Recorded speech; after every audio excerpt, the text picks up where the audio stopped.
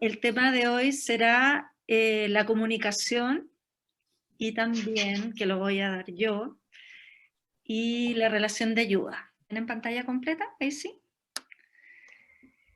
Bien. Sí, se ve bien. Lo que vamos a conversar en esta primera parte de la sesión de hoy es la comunicación en la relación de ayuda, la comunicación es una herramienta clave, podríamos decirlo así, de toda relación de ayuda, ¿ya? Por eso, generalmente los otros cursos nos quedamos un poquito cortos con el desarrollo de la comunicación, pero siendo un factor tan importante, tan clave dentro de la relación de ayuda, le quisimos dar como un espacio especial. Entonces, comunicación viene del latín comunicare, que significa compartir, intercambiar, poner algo en común. Y relación de ayuda, podríamos resumirlo como ayudar a una persona a encontrar y utilizar sus propios recursos para afrontar algún problema que se le presenta, ¿no? El objetivo que tenemos planteado para la comunicación en la relación de ayuda es lograr aliviar el sufrimiento de otra persona. Para que exista una comunicación, hay 4 elementos que son fundamentales y básicos, ¿ya? Que es el emisor, quien transmite el mensaje que puede ser verbal o no verbal, el receptor, quien recibe el mensaje y lo decodifica según sus percepciones, su educación, su cultura, es decir, con sus filtros propios, ¿ya? Y la retroalimentación o respuesta que da este receptor al emisor del mensaje.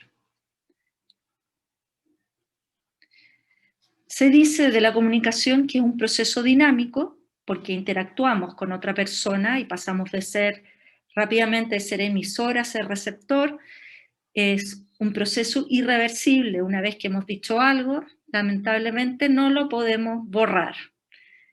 Es personal, como les decía, porque tenemos estos filtros tanto para emitir los mensajes, tenemos una estructura dada por nuestra cultura, nuestra educación, y también eso nos hace recibir la información de una forma filtrada, ¿ya? Con nuestras propias percepciones.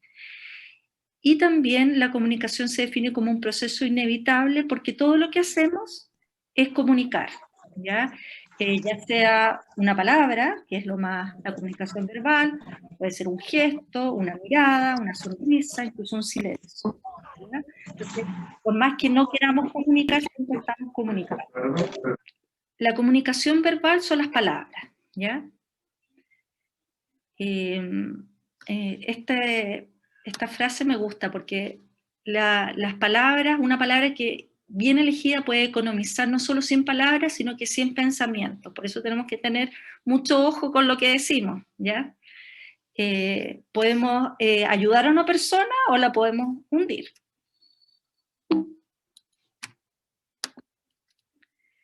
La comunicación no verbal está compuesta del tono de voz, los silencios, las miradas, los gestos, la postura corporal y también el contacto. ¿Por qué es tan importante la comunicación no verbal? Precisamente porque es prácticamente el 90% de la comunicación, ¿ya? Que nosotros emitimos es la comunicación no verbal. Por eso también es importante saber cómo estamos comunicando y saber observar y reconocer cómo está comunicando la otra persona, qué quiere decirme fuera del contenido que está emitiendo, sino que cómo se está expresando o los gestos que está realizando, ¿ya? Que eso me va a dar más información para entender lo que la persona está viviendo. Dentro de la comunicación no verbal, existe una comunicación no verbal asociada al lenguaje y otra que es asociada más al comportamiento. Dentro de la asociada al lenguaje tenemos el tono de voz, que generalmente se relaciona a nuestros sentimientos, como estamos comunicando lo que estamos sintiendo, se ve expresado en nuestro tono de voz. El ritmo se relaciona a la fluidez verbal y cuántas palabras decimos mientras hablamos en un minuto, ¿ya? qué tan rápido hablamos, ¿ya? Que también se puede, si estamos agitados, hablaremos distinto, menos fluido, si estamos nerviosos, si estamos apurados, más rápido, en fin. El volumen, de voz, el volumen bajo, se asocia a una timidez o también a estados de tristeza, y el volumen alto está asociado más a una persona que denota autoridad, que quiere transmitir también seguridad. Hago como especial énfasis en los silencios, porque muchas veces cuando estamos acompañando a alguien, más ahora en pandemia que lo estamos haciendo en forma remota, no estamos viendo muchas veces la cara de la persona, su lenguaje no verbal, tememos a estos silencios que se producen de repente en el teléfono, y la verdad es que me gusta verlo como una llave que abre puertas, es la oportunidad que le damos a la otra persona, al interlocutor, a tomar la conversación y él desarrollar y explicar lo que él quiere decir, ¿ya? Muchas veces nos cuesta más soportar el silencio de otro, nos cuesta, perdón, menos soportar el silencio de otro, y nos cuesta mucho más soportar nuestro propio silencio, ¿ya? Entonces, en eso, como tener un ojo de repente con la ansiedad, que puede llevarnos a llenar esos espacios innecesariamente. ¿Mm? Y verlos como una oportunidad para que la otra persona pueda desarrollar lo que le está afectando, pueda pensar, pueda evaluar, pueda procesar. Bien, la comunicación no verbal asociada al comportamiento está constituido por miradas, gestos, posturas corporales y también por el contacto. Bien, dicen que una mirada dice más que 1000 palabras, ¿ya? Y ejemplos de eso, bueno, podemos decir que una persona que evita el contacto visual cuando está hablando, puede ser que esté, lo más probable, que está muy incómodo o se siente inseguro, ¿ya? Por lo mismo, nosotros cuando acompañamos a alguien tenemos que tratar de hacer contacto visual con la persona, que sienta que nosotros lo estamos mirando, porque eso es señal de que estamos escuchando, de que estamos atentos a lo que nos está diciendo, ¿ya? Por otro lado, si tendemos a mirar para los lados, eso se puede entender como una señal de aburrimiento, es como buscar dónde está la salida, que estoy muy aburrido.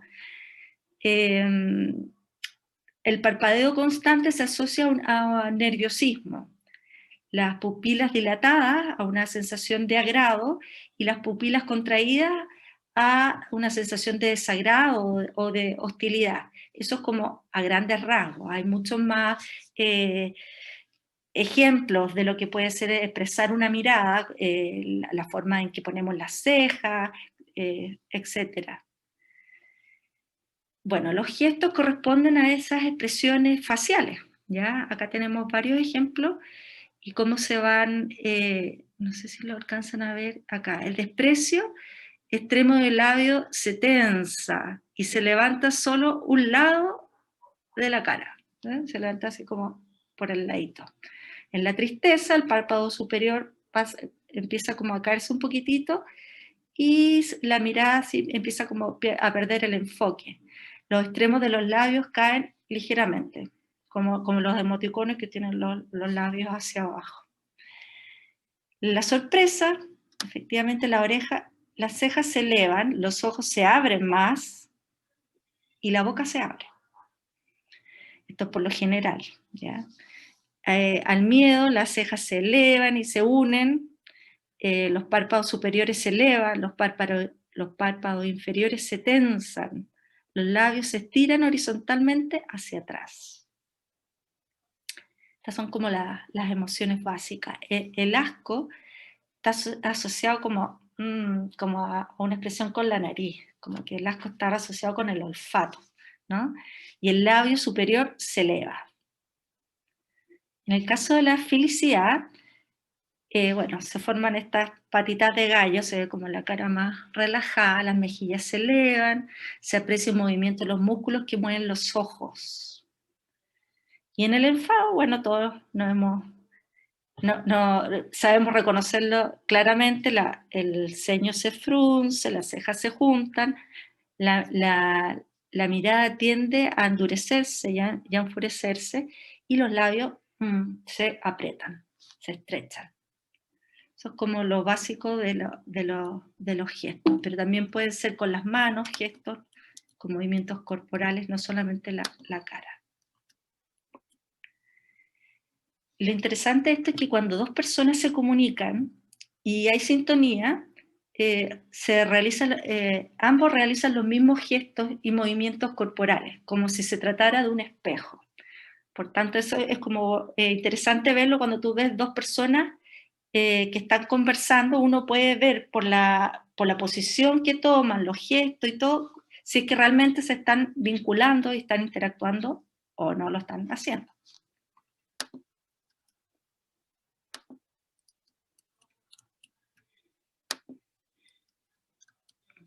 Ahí sí. Bien, la postura, bueno, que es la posición del cuerpo, también nos comunica y, y tiende a ser un muy buen reflejo del estado emocional de una persona, mucho más que las palabras, porque uno fácilmente dice, no, no me pasa nada, pero te está pasando mucho o estás triste, y el cuerpo lo expresa mucho más gráficamente. Acá tenemos dos ejemplos. Por ejemplo, la ansiedad, que se relaciona a una postura más bien rígida, y la tristeza a una postura más bien encorvada, encogida. Una postura corporal ideal para comunicar y neutral es con la espalda erguida, recta, ya sea si estás parado o si estás sentado. Eso, con la espalda recta, natural, está mostrando que estás relajado, no es una posición forzada, ¿ya? Esto tanto para ver cómo nosotros nos expresamos corporalmente, como para también reconocer cómo se expresan las personas con las que vamos a interactuar. La proximidad, la proxemia, que es el espacio que guardan las personas mientras se comunican, también comunica muchísimo, ¿ya?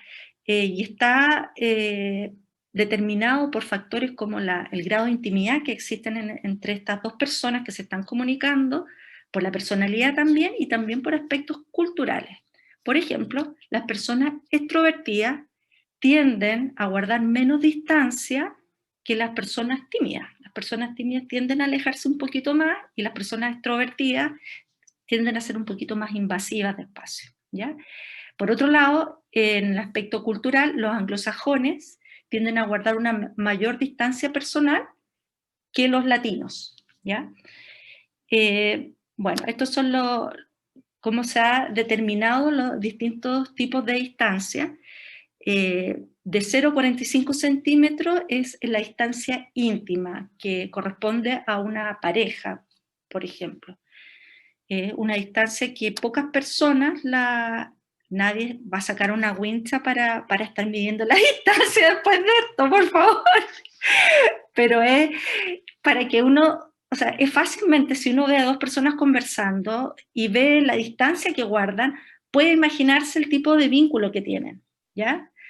Y también nos sirve para no invadir la distancia de una persona que no conocemos tanto o que recién estamos conociendo. Entre 45 y 70 centímetros se define como lo que es la distancia entre familiares y amigos. Va a depender, por ejemplo, va a alargarse más 70 centímetros, quizás en el ámbito laboral, es a gente conocida, ¿ya? Pero varía de 45 a 70 centímetros, y a partir del metro 20 ya es para la distancia con gente desconocida, o con médicos, o con personas de la calle, y después vamos ya a una distancia que es mucho mayor, que ya la distancia pública, que es para, como autoridades, eso ya no es en el contacto, no es en una interacción más personal, ¿ya? Pero esto es como para que lo tengan referencialmente. No se preocupen de estar sacando las reglas, pero yo creo que todos nos damos cuenta cuando alguien invade nuestro espacio personal, nuestra distancia mínima y cómo nos sentimos incomodados. Entonces también para nosotros evitar hacer lo mismo con otras personas. Bien, y el contacto, bueno, tenemos millones de terminaciones nerviosas. El contacto el tacto es uno de los primeros sentidos que se desarrolla, creo que a partir de las 8 semanas del feto en gestación, y es uno de los últimos sentidos en desaparecer, ¿ya? Mediante el contacto podemos transmitir calor, el apoyo, la presencia, la comprensión y también solidaridad. Esto cuando generalmente hacemos contacto, cuando las palabras a veces se nos quedan, son insuficientes y tendemos a tocar a la persona y expresamos mucho más que con palabras, ¿no es cierto? Lo importante de la comunicación verbal y la comunicación no verbal es que la tomemos en forma complementaria y que vayan en forma congruente. Porque si no, si por un lado estamos diciendo una cosa y por otro lado lo estamos desdiciendo con nuestra actitud, eso va a generar confusión en la persona, en el receptor de nuestro mensaje, y va a dificultar su comprensión y va a generar también desconfianza, ¿ya? Entonces por eso es importante tener claro a veces cómo estos pequeños detalles, cómo estamos comunicando con las personas que tenemos al frente. Ya, los componentes de una buena comunicación, esto los voy a como hablar así someramente porque el padre Basil lo va a desarrollar más en su presentación, serían la escucha activa, ¿ya? Para comunicarme bien tengo que saber escuchar, tengo que mostrar interés, tengo que comprender, parafrasear y resumir, ¿ya? Tengo que presentar esta habilidad de desarrollar la empatía para una buena comunicación, que es la habilidad de ponerse en el lugar del otro. Tengo que tener respeto, aceptar y acoger al otro sin juzgarlo, ¿ya? Y también ser sincero, ser auténtico.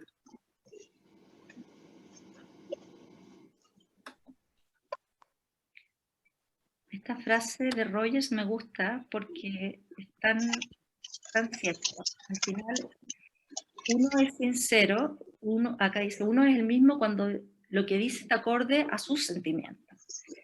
Es ser sincero, ser honrado consigo mismo al final. Entonces, no está tan en relación al otro, sino que ser sincero con lo que tú estás sintiendo, ¿ya? Uno lo tiende a ver la sinceridad en relación al otro, pero en el fondo es ser sincero con uno mismo.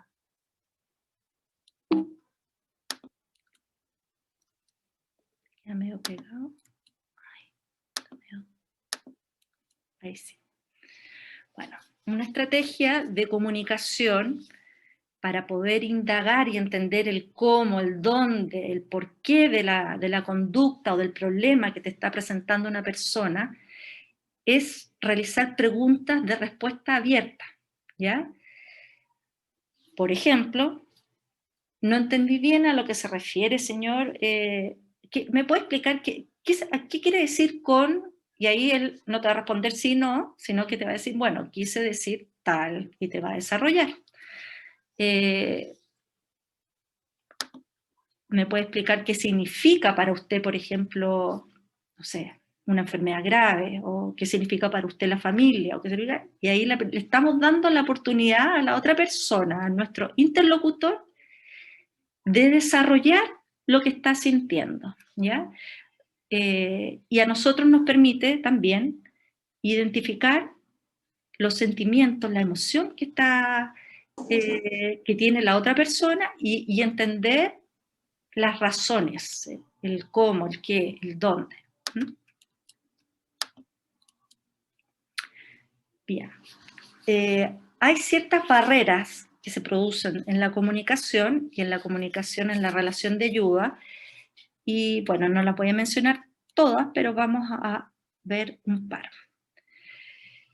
Cuando queremos apoyar a una persona que tiene una enfermedad neurodegenerativa, esto es un Alzheimer, demencia, qué sé yo, se ve afectada la capacidad de la persona para poder emitir el mensaje y también para comprender lo que queremos decirle. Y esta dificultad en la comunicación requiere de uso de otros estilos comunicativos y va ciertamente a adquirir mayor importancia en la comunicación no verbal, ¿ya?